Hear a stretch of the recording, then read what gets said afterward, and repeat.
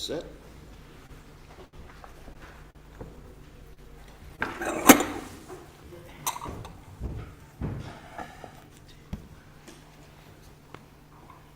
Okay, it's good to be here again after 6 months. Good to see everybody. Everybody's getting older.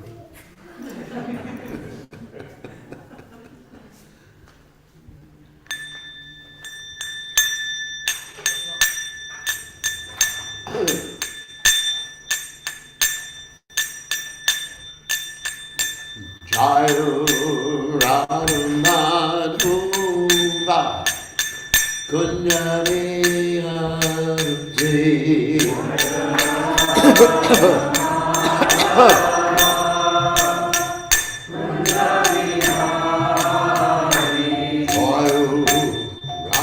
Jayo Radhamadhuva Kunyari Harti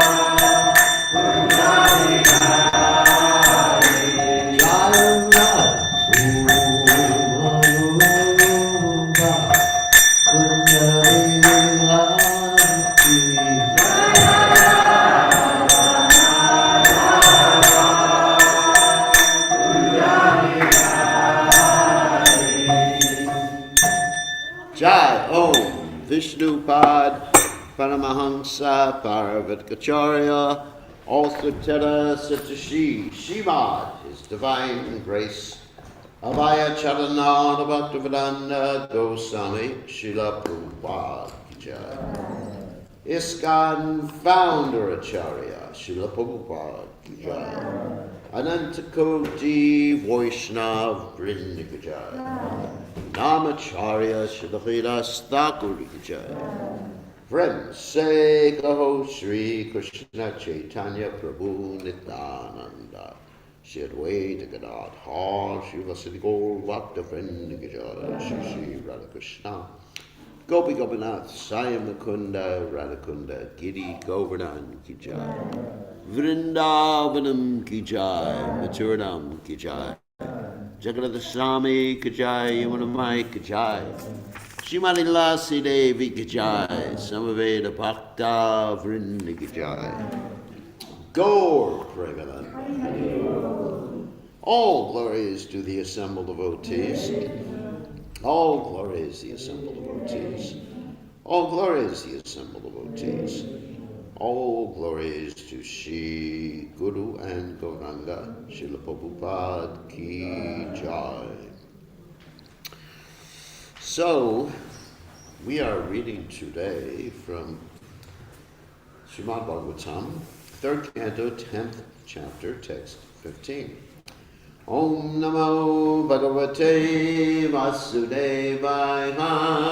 Om Namo Bhagavate Vasudevaya.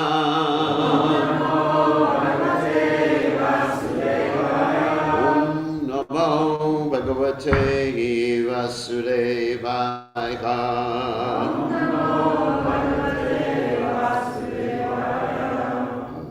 Ajas tu mata sargo guna vaishamya atmana vitiyas tu ahamo yatra dravya jnana kriyodeha Ajastu Mahata Sargo Guna Vaishamya Atmada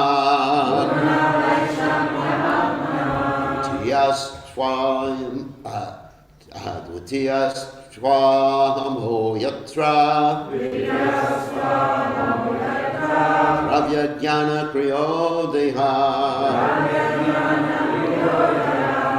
Ajastu Mahata Sargo Guna Vaishamya Atmana Dhyastvamo Dhyas Tutvahamo Yatra Dravya Jnana Kriyodeha Ajastu Mahata Sargo Guna Vaishamya Atmana Dvitiyas Twamo Yatra Dravya Jnana Kriyodeha. Okay. Ajastu Mahata Sargo Adyastu Mahata Sargo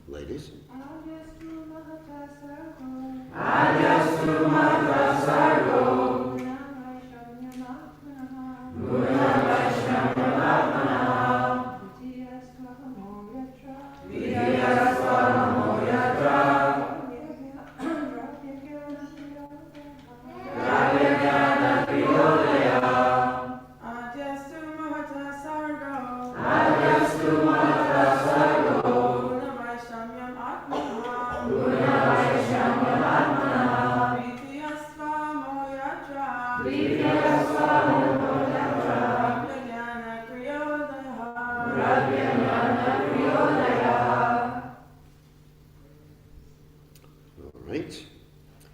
Adya, the first. Two, Mahata, of the total emanation from the Lord. Sarga, creation. Guna Vaishamyam, interaction of the material modes. Atmana, of the Supreme. Dvitiya, the second. Two, but. Ahamba, false ego. Yatra, wherein. Dravya, material ingredients. Jnana, material knowledge. Kriya Udaya, awakening of activities work. Translation. Of the 9 creations, the first one is the creation of the Mahat Tattva, or the sum total of the material ingredients, wherein the modes interact due to the presence of the Supreme Lord. In the second, the false ego is generated, in which the material ingredients, material knowledge, and material activities arise. So we can repeat, please repeat, of the 9 creations. Of the 9 creations. The first one is the creation, of the Mahatattva, or the sum total, of the material ingredients, wherein the modes interact, due to the presence of the Supreme Lord. In the second, the false ego was generated, in which the material ingredients, material knowledge, and material activities arise. So, purport by His Divine Grace, A.C. Bhaktivedanta Swami, Srila Prabhupada Ki Jai. The first emanation from the Supreme Lord for material creation is called the Mahatattva. The interaction of the material modes is the cause of false identification, or the sense that a living being is made of material elements. This false ego is the cause of identifying the body and mind with the soul proper. I'm going to explain in a few minutes why it's not the ultimate cause. It's the cause, but it's a secondary cause. Material resources and the capacity of knowledge to work are all generated in the second term of creation after the Mahatattva. Jnana indicates the senses, which are sources of knowledge and their controlling deities. Work entails the working organs and their control. Oh, okay. Hopefully my neck can bear the weight of this. It's a joke. It's a nice garland. Work entails the working organs and their controlling deities. All these are generated in the second creation. Okay, back to the verse. Ajastu mahata sargaguna vaisham yatmana dvitiyas tvahamo yatra dravyagana kriyodayaha. So omagana timiranda sha gananjana shlakaya chakshur unmilitam yeda tasmai shugadavedamaha. So there's actually 2 of the creations being described here. The first one is pretty easy. The second one, I'm going to get into a little controversial subject matter with, if that's all right. Are we allowed to be controversial? No. Okay, I'll be conservative. Anyway, so I won't. So the first one's really easy to describe. Before the creation, when the Mahavishnu was resting, of course he's always resting, there was what we call the pradhan, or the unmanifest state of the modes of material nature. In other words, it wasn't manifest, but then to become manifest as being described here, the modes interact due to the presence of the Supreme Lord. Mahavishnu glances at this pradhan, and it becomes the Mahatattva, and this glance, excuse me,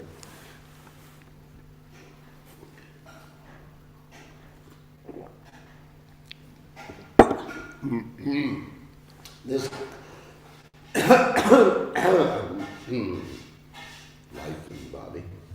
This glance is known as Shambhu, or Lord Shiva, because the Mahavishnu and Krishna in general, of course Krishna is the source of all the various incarnations or expansions. Ete Cham Sakalakum Sa, Krishna's do. Someone's phone. Anyway. Krishna's two, Bhagavan Swayam. So the Mahavishnu and all the different Vishnu Tattva expansions of Krishna never come in contact with material energy. That's interesting. So only through Saikshata, which is the glance of the Mahavishnu, are the living entities implanted. Now, where were the living entities before? They were within the body of the Mahavishnu. However, this is what we're going to address in a second. However, that is not the source of the living entities. We find often that there's this discussion going on in ISKCON, now we get to the controversial part, as to where the soul came from. So some people say the soul came from the Mahavishnu. Some people, because now we're going to talk about false ego, which is the second part of the creation deal. Some people say that the soul came from something called the Tatashta. Some people say the soul came from New Government. That's just a joke. And some people, including Prabhupada and Bhaktivinoda Thakur and the Acharyas, say that the soul came from at least some knowledge of Krishna. You understand? So you have this controversy going on.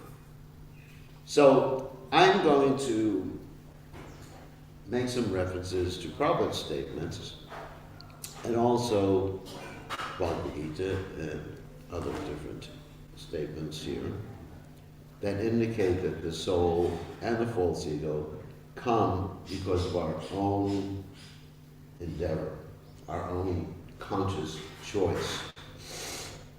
Now, you'll see here in the verse we just read, let me go back to the verse here, hold on a second,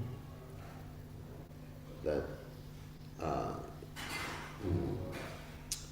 let's see, in the purport,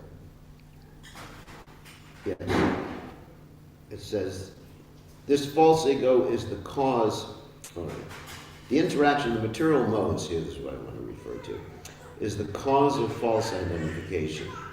Yes, that's a secondary cause.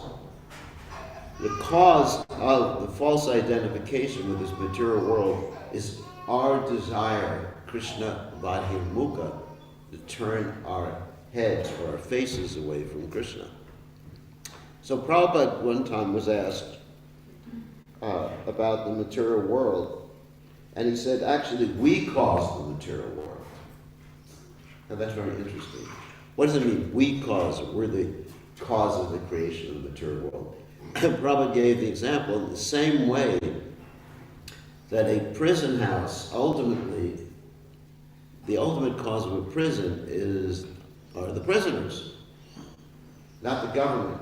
Because if there are no criminals, there would be no cause for creating a prison, right? You wouldn't need it. So ultimately, it's our fault we're here. Those who say that it is not our fault we're here, we were born conditioned, or the soul was born, which goes against the Bhagavad Gita, Vijayate Mriyate Va Kadachan, Layam Bhutwa Bhavita Vana Bhuyaha Ajana Chishashvato Yam Purana Nahanyate Hanyamane Shirare, Bhagavad Gita, simple second chapter. For the soul, there's no birth nor death, nor having once been, does he ever cease to be, is unborn, primeval. What does primeval mean? That means he never came to existence. And he's not slain when the body is slain. I mean, obviously, that's Bhagavad Gita, basic philosophy of Krishna consciousness. So basically, the soul is ever existing, but the soul is not by nature material. The soul doesn't come in contact with material nature in the same way that Krishna doesn't come in contact with material nature. We think we're in contact with material nature, just like one who is playing a video game is thinking that they're part of that video game, part of that virtual reality. You become engrossed in that. For example, I had this experience one time that I wanted to see what it was like to live in a virtual world. Is it? I was thinking, this world is miserable. Good Krishna says that in Gita, so maybe I should live in a virtual world. So there's one virtual world that exists. I'm not going to give you the name because I don't want any of you going into it. And there's 10 million people living in it at any one time. So I decided, let me go in there and see what it's like, see if there's a Hare Krishna temple there. So I got my incarnation, reincarnation, into this virtual world. And I was looking around. I did a search. In the virtual world you can do a search. Is there a Hare Krishna? I found, there's a Hare Krishna temple. And I went to the Hare Krishna temple. You can fly in the virtual world. It's actually even better in this world. No death, disease, old age. They just unplug you. But anyway, but this is really where we are. This is basically, this is controversial. We're like in a simulation here. It exists, but not as we perceive it. We don't say the material world is illusion. We are an illusion and perceiving the material world as something different from what it is. That's what, like, you see a rope as a snake or a snake as a rope. Doesn't mean it doesn't exist. You're just seeing it in the wrong way, in the illusory way. So anyway, just to continue with that story, it was one of my favorite stories. Went into this virtual world and flew to the temple, Hare Krishna temple, and I found out that dhotis were for sale with virtual dollars. And so I went there, and I ran into one of my disciples there. Normally, right, some of you may have met him. I don't think you ever met him. He's a very short chap. You met him. You met him before. And so there he was, tall, handsome. He had reincarnated to a different body. He says, that you go home. He said, yes, Guru Maharaj. We used to have humble obeisances and all that stuff. So, that's really our situation. Okay. So what I'm going to do, after speaking about simulation, I'm going to back that up with some verses that I wrote down that actually I've been saving for a long time. I'm hoping to use sometime when I got the opportunity. Because these verses and Prabhupada's statements settle this whole controversy. And actually, if we want to establish tattva, the ontology of things, just like the word mahatattva is used, ontology means the nature of things, the nature of the soul, then we refer our primary source in ISKCON is the Srimad Bhagavatam, right? And the primary understanding of the Srimad Bhagavatam is given to us by His Divine Grace Srila Prabhupada. So it's not, for me, it's not a controversial topic. It's very, very clear. So, some people, okay, let me say one thing. Some people say that many of the things that Prabhupada said were said as what? Preaching strategies? You've heard this before? But Prabhupada, Srila Prabhupada, never changed any aspect of the philosophy to increase the preaching. In fact, Prabhupada was so bold that he risked offending people in different circumstances. Because, why? Because he presented the philosophy as it was. Prabhupada wasn't interested in political correctness like we are nowadays.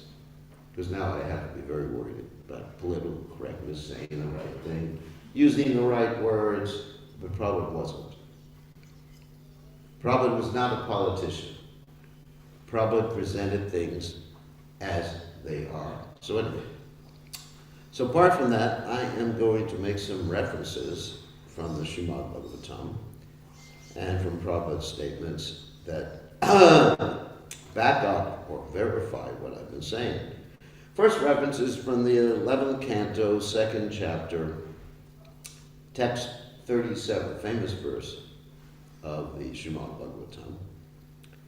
And I think some of you know this verse. Vayam dvitiya anibesha ta sha ishada petasya vipariyo smriti tanmayato buddha abhavetam bhaktyaya kayesham buddha devatatma. So the translation is, fear arises when a living entity misidentifies himself as the material body because of absorption in the external illusory energy of the Lord. When the living entity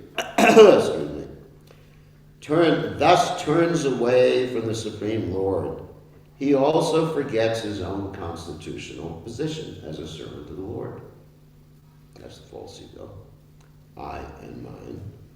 This bewildering, fearful condition is affected by the potency for illusion called Maya.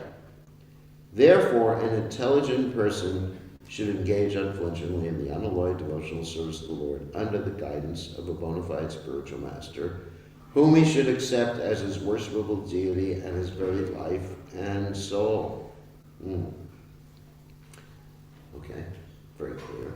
Another famous verse that I remember from the Bhagavad Gita is 327 in the Gita. Prakriti kriyamanani gunai karmani sarvasya ahankara vimudatma kartaham iti manyate. What does that verse say? That the bewildered spirit soul, under the influence of the three material modes of nature, is ahankara again, bewildered, vimudatma. He thinks himself the doer of activities, whereas in reality he's not doing those activities. Elsewhere in the Bhagavad Gita, and I don't remember the reference, which verse it is in the Bhagavad Gita, which purport. First, that the soul, in spite of the body sitting up, lying down, doing this and doing that, he understands he's not doing anything. So in other words, the soul is basically controlling the body. Again, the soul is not the body, but the soul is controlling the body, and he understands it's not him acting. So, another verse to prove this point. Let me see. First, I got so many verses here. It's Madhya Lila, 22nd verse in 22nd chapter in Madhya Lila, another famous verse. Text 107. Nijasita Krishna Prem Saja Kabunai Shravanadi Shuddha Chitte Kare Udai, which translates roughly as eternal love eternally established. Krishna Prema is eternally part of the soul. It's not to be gained at any time, but it's awakened, Kariye Udai. It's awakened by the process of hearing and chanting. Pretty clear, isn't it? So in other words, we're responsible for the false ego. We're responsible for us being here in the material world. Krishna is not responsible, although in one sense he is the cause of the material world. In another sense, we are more the cause than Krishna, because we caused Krishna to create the material world. Okay? So, our main shastra is the Srimad Bhagavatam, as I explained before, which is our main source of our Siddhanta. And in the fourth canto, chapter 28, text 53, there's 3 verses which are very, very indicative of and informative of how the soul came into the material world. So this is the Brahmana. Let me read these verses. The Brahmana continued, "My dear friend, even though you cannot immediately recognize me," that of course is Krishna speaking, the super soul, "can't you remember that in the past you had a very intimate friend? Unfortunately, you gave up my company and accepted a position as enjoyer of this material world." Next text, 54. "My dear friend, both you and I are exactly like 2 swans. We live together in the same heart, which is just like the Manasa lake. Although we have been living together for many thousands of years, we are still far away from our original home." And finally, text 55. "My dear friend, you are now my very same friend. Since you left me, you have become more and more materialistic. And not seeing me, you have been traveling in different worlds throughout this material world, which was created by some woman." Don't get offended, ladies. That's reference to Durga. Like Lord Shiva, as I mentioned before, is Shambhu. He is the glance of the Mahavishnu. He consorts with Durga, and Durga is the mother of all of our bodies. And Lord Shiva, in one sense, is the person who implanted us in the material world. Okay. So, more proof from Srila Prabhupada. Okay. Let's see. We got a little time. So this is from a lecture that Srila Prabhupada gave, where he very explicitly tells us that the soul came from the spiritual world previously. Okay, got it. So this is a purport and class Prabhupada gave. Purport. The question, the verse is, anyway, Srimad Bhagavatam 291, and it's a lecture given in Tokyo on April 20th, 1972. So the purport, it states, "The question of Maharaj Parikshit is perfectly answered as to how a living entity began his material life, although he is apart from the material body and mind." So Prabhupada said, it's a very important question. Parikshit Maharaj inquired. So many people inquired, so how the living entity was with Krishna? He became fallen in the material world. Is not done? This question is raised. So this question is answered here. How the living entity was with Krishna, became fallen down in contact with the material qualities. So, Prabhupada gives a general answer at first, and then he actually clarifies it. His general answer is, it is simply the influence of the material energy, nothing. Actually, and this is an interesting statement, actually, he is not fallen. Think about that for a second. Actually, he is not fallen. None of you are fallen. But so why are you conditioned souls if you're not fallen? So, because we are thinking that we're part of this material energy, but actually we are not. And we are actually with Krishna, but we don't perceive Krishna.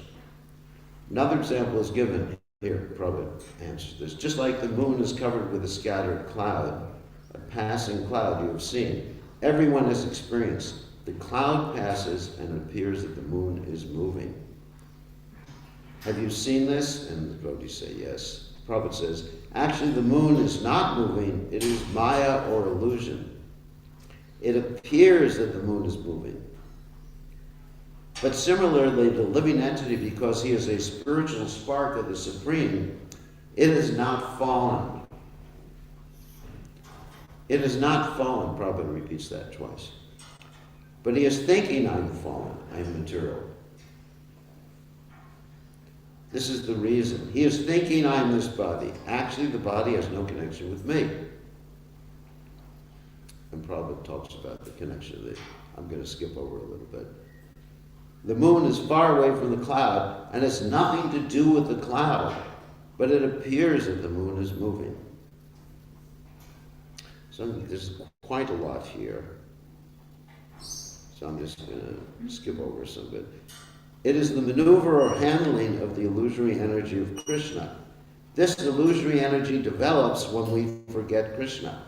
That is all it is. This illusory identification of me with the body, ahankara, which is the second creation being described here in the verse, with the body, is simply due to forgetfulness. We wanted to forget, we wanted to give up Krishna, we wanted to enjoy this material world. Therefore, Krishna is giving us. Pretty explicit, isn't it? I think there's no doubt. If anyone says this is a controversy, I don't know why they say it's a controversy. And I'm sure some of you are going to have questions about this. Challenging question at the end. Anyways. Just like when you play some part in the drama, if you feel that I'm king, then you can talk very nicely. And if you feel, and Prabhupada gave the name of one of his disciples, Kurandar, then you cannot play nicely. In other words, if you're an actor, and if you think that you are your normal identity, you can't do a good job while you're acting, Prabhupada is saying. Actually, when I was in the university, I studied something called method acting. Anyone's heard of that before? I think Stanislavski's method acting, where when you're acting a play, you have to get yourself so much into the role, you forget who you are in the real world, or so-called real world. So, feeling must be there. If you're playing the part of a king, then you must have the same courage and believe I'm a king. You have to forget who you are. So it probably goes over this again. So because we wanted to play the part of Krishna, the enjoyer, Krishna is giving us a chance that you feel like I am a king. Of course, that's Bhagavad Gita. Ishwaroham aham bogi, siroham balavan sukhi. All of us are thinking in this world, I'm perfect, I'm powerful, I'm happy, right? That's in the chapter of demoniac natures of the Gita. I am Krishna, I am God, is Prabhupada. Of course, everyone laughs. All these rascals who were feeling like that, I am Master, I am King, I am Krishna, I am God, they're simply in that feeling only, that's all. And that feeling is created by Krishna. Okay. So Krishna has created that feeling indirectly, the false ego, because of our desire. Yeyatam mam prapajante tam sataiva bhajami hamama vartmana vartante manusha parta sarvasya. Krishna is reciprocating with us according to our desire. In the Bhagavad Gita he also says, Samaham sarvabhuteshu name dveshos dinapriya. No one is Krishna's favorite. No one is especially loved by Krishna. No one is hated by Krishna. But if one surrenders to Krishna, Krishna reciprocates accordingly. And Krishna says more. This is really a nice purport, a nice class that Prabhupada gave. Every class is nice. Prabhupada gave. And this feeling is great. All right, you want to play the part of a king? I shall train you in such a way So Prabhupada said, Krishna becomes the director, dramatic director, and creates that feeling. So his direction, Prabhupada said, is nothing, but this is how we feel. And then Prabhupada gives the example then when his youth, I'm not going to go over this whole thing, he played the part of a Dvaitacharya in a play, and he was so good at playing this part, the Dvaitacharya play, everybody was crying when they saw him. But they took a whole year to get trained up to play that. So let me skip here.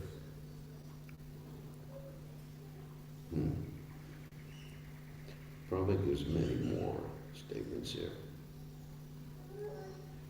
Similarly, here's the Prabhupada statement. We have created this material world in activities. Oh, some people are saying, identifying, I'm the manager, I'm the factory owner, I'm this, I'm that. We've got these politics, we have to defeat our competitors.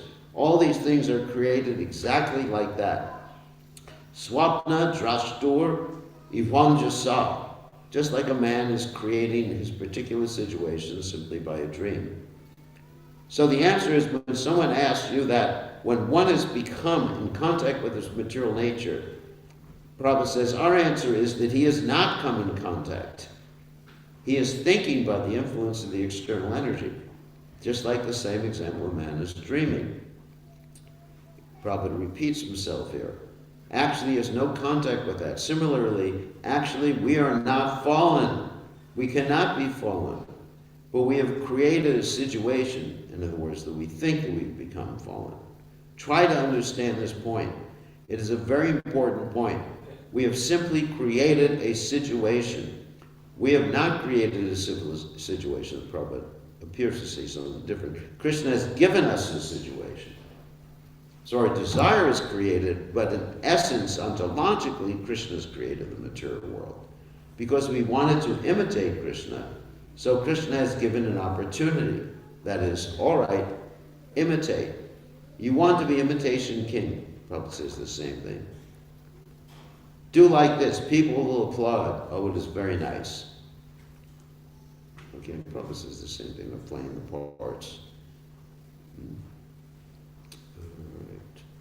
So, just a little bit more. So this situation, our contact with matter, is just like a dream. Actually, we are not fallen. Therefore, because we are not fallen, any moment we can revive our Krishna consciousness. As soon as we understand I have nothing to do with, I'm simply Krishna's servant, eternal servant, that's all, immediately he becomes liberated. Exactly like that. When the fearful dreaming becomes too much, intolerable, we break the dream. We break the dream. Otherwise, it becomes intolerable. Similarly, we can break this material connection at any moment as soon as we come to the point of Krishna consciousness. Oh, Krishna is my eternal master. I am his servant, that's all. This is the way. Actually, and Prabhupada repeats, we are not fallen. There cannot be any fallen. Same example. Actually, there is no tiger, it is dreaming. Similarly, our fallen condition is also dreaming. We are not fallen. We can simply give up that illusory connection at any moment, Prabhupada says. At any moment, Prabhupada repeats. So if you study all these verses very nicely, you get all this knowledge quickly. So, those are the quotes from Srila Prabhupada. I have so many more quotes from Srila Prabhupada. So, anyway, we can take a question or two now about the living entities situation and how Krishna, in one sense, created the false ego, and how, in another sense, we created it by our desires. So, questions? Yes? Earlier you mentioned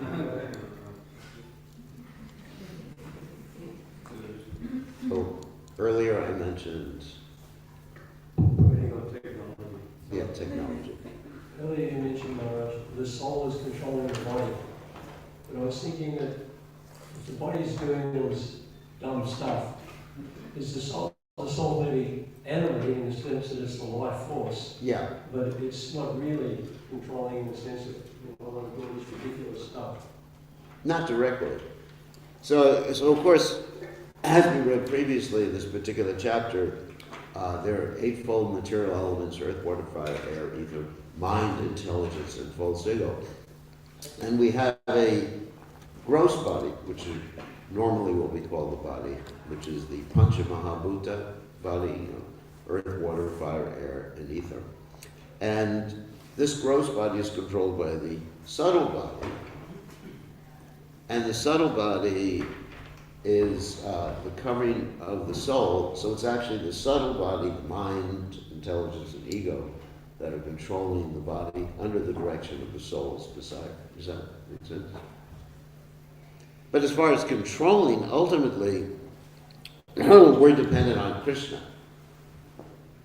It's not that we are directly controlling the body. For example, if someone is paralyzed, they can't control the body. So we're dependent upon so many other factors. We're desiring, like I'm desiring to lift my hand right now, but how am I actually doing it? Super Soul is giving me intelligence. I guess there's some demigods involved in the whole process. And we're able to lift our hands. When you mention the soul's desire, is there only a desire for love? The soul's desire is ultimately, yes. The soul's desire is to engage in loving exchanges. And Prabhupada mentions this in the beginning of Krishna book, that we have a need, a desire to enjoy loving exchanges with unlimited loving exchanges, and those can best be expressed in relationship with the Supreme Personality of Godhead. But those soul's desires have been covered, or let's give the example that Prabhupada gives. You have a white light, and that white light is filtered by other different colors. Like if you put a green filter in front of the white light, it appears to be green, and if you put a red filter, it appears to be red. For the white, the light is always white. Does that make sense? Thank you. Thank you for the nice questions, Betty. Any challenging questions? People have a different opinion about where the soul came from.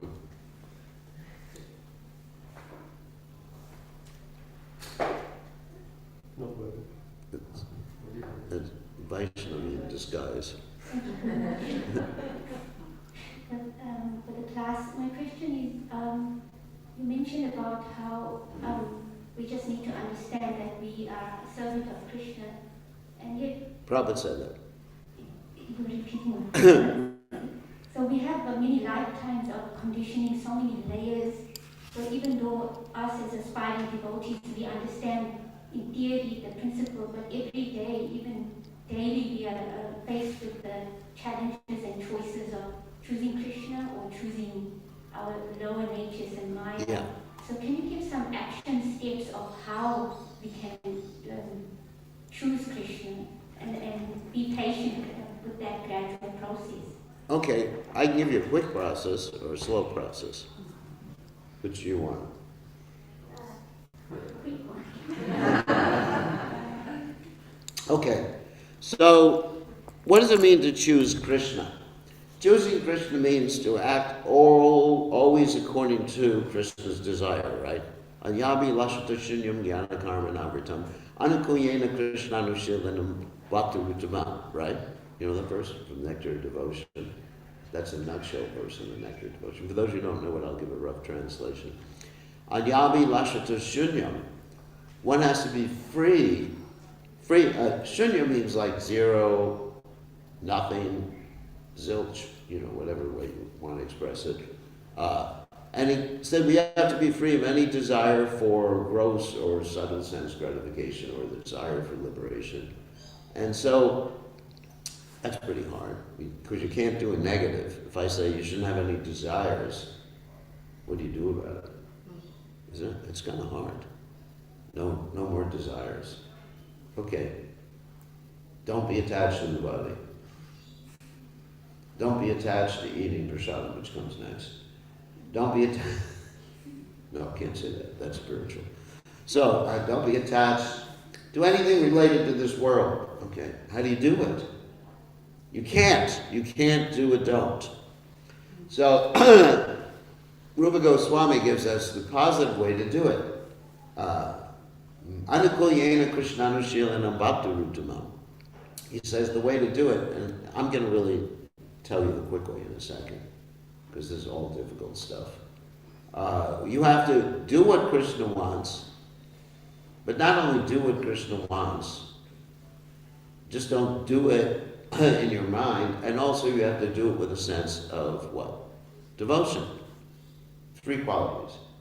Activity, be active, do it what Krishna wants, don't meditate on your service, tomorrow I'm going to do deity service or something like that. And do it with a desire to please Krishna. So the most important part is the desire to please Krishna. Yeah. As Krishna says in Bhagavad Gita, Patram Pusham Pulam Toyam Yome Bhakta Prayachari, one should offer me a leaf of fruit or a little water with love and devotion. Bhakti Mama Jnanati, another verse.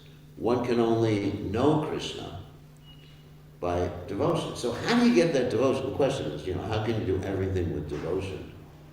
Pretty hard, isn't it? No, it's very easy. And the way you do it, my realization, of course this is a realization given to us by the acharyas too, is that it's very hard to think of what would Krishna want 24 hours a day, right?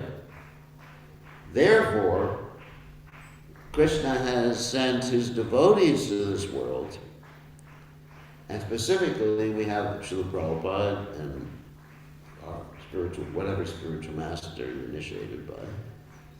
And one can relate in that way. My personal experience is that we have to integrate in our consciousness the mood of the spiritual master, of the mood of Srila Prabhupada for everyone in the Krishna consciousness movement. So when I decide things, or I try, I'm not saying I'm doing it perfectly, that would be rather presumptuous. I think, what would Prabhupada want me to do? And I make my decisions based on that. So I bring Prabhupada into my life 24/7. It's very hard for me to understand directly what Krishna would want me to do in each circumstance.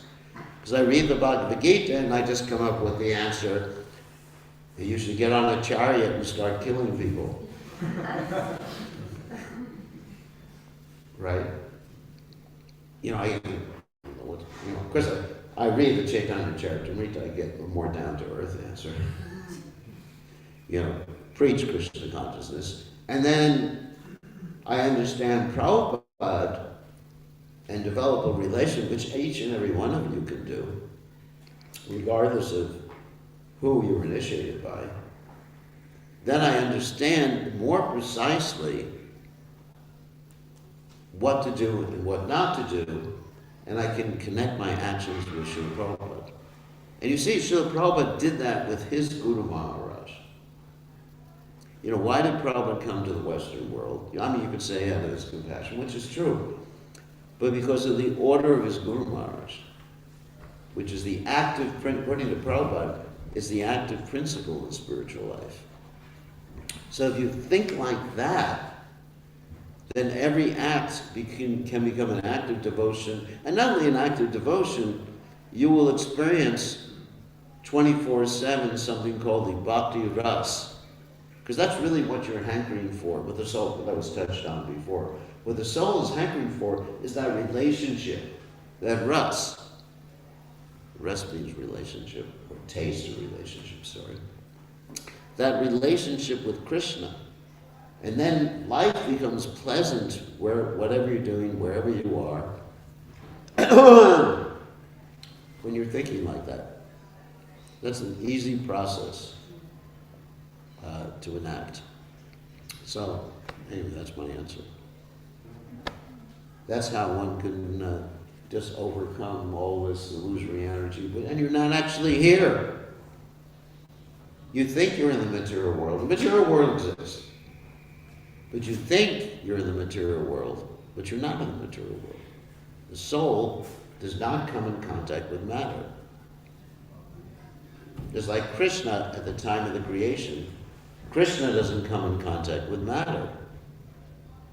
he glances, Saikshatad the matter, and then Shambhu, Lord Shiva, comes in contact with the illusory energy. So, any other questions? We have to end? Or? Yes? Hare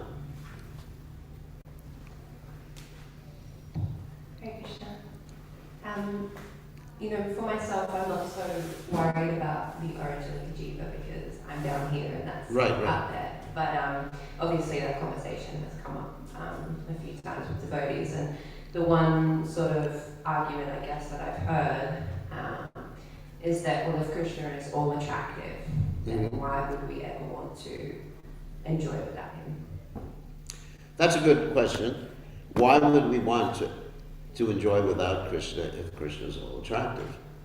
Because we want to, like Prabhupada said, sometimes, okay, let's take the position, let's say, well, I don't want to use an example of a lady. Let's use a man example, okay. Okay, that's good, not to use ladies. So, let's say you see someone who's really strong, right? Some other man is really strong and big muscles and everything like that. What are you thinking? I want to be like that too.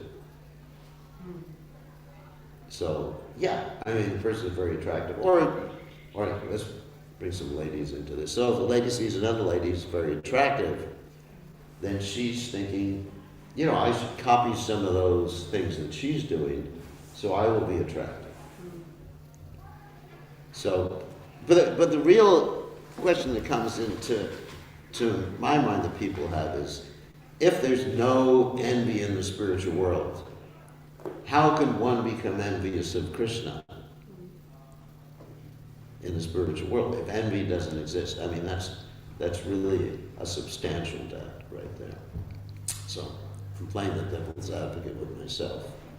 So, the answer is, there is no envy in the spiritual world. It's just that one becomes curious and wants to emulate Krishna. It's not exactly envy.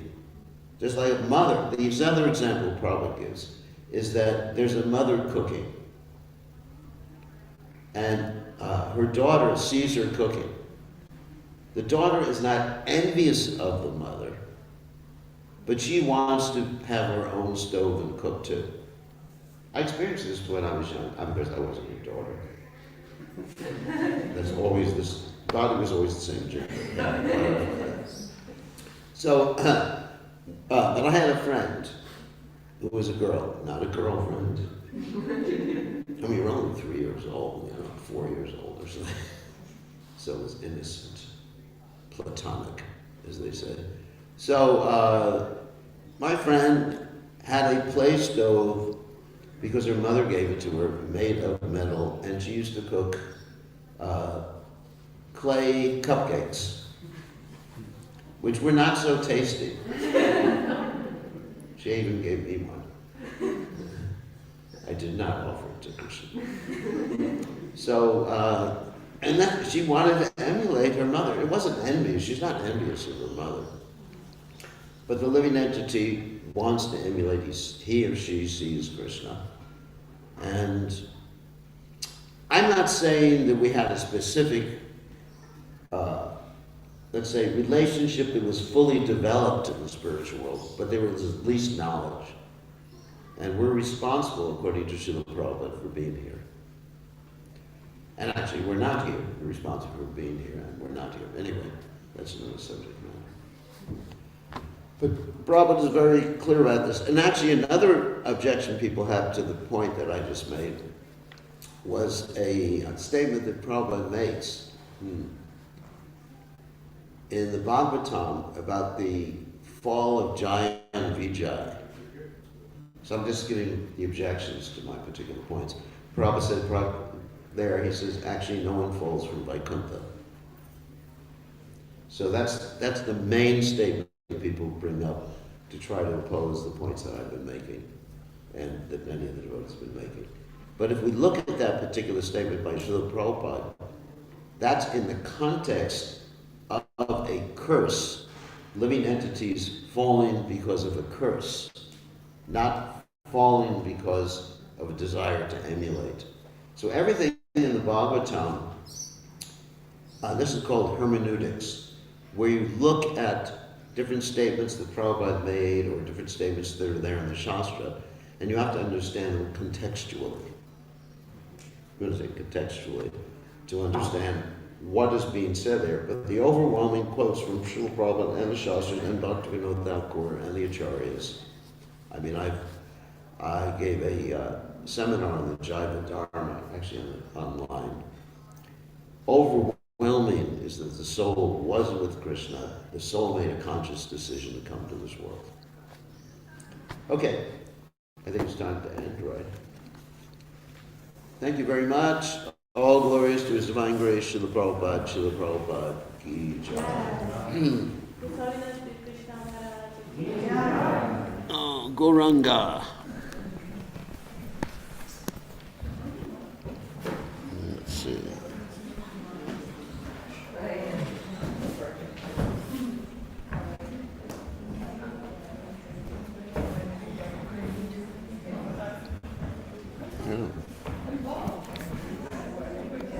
Okay, we'll show you all the temple here.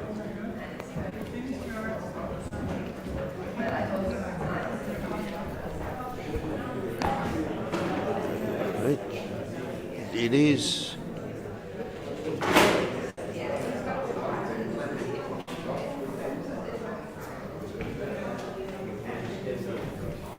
Devotees. This is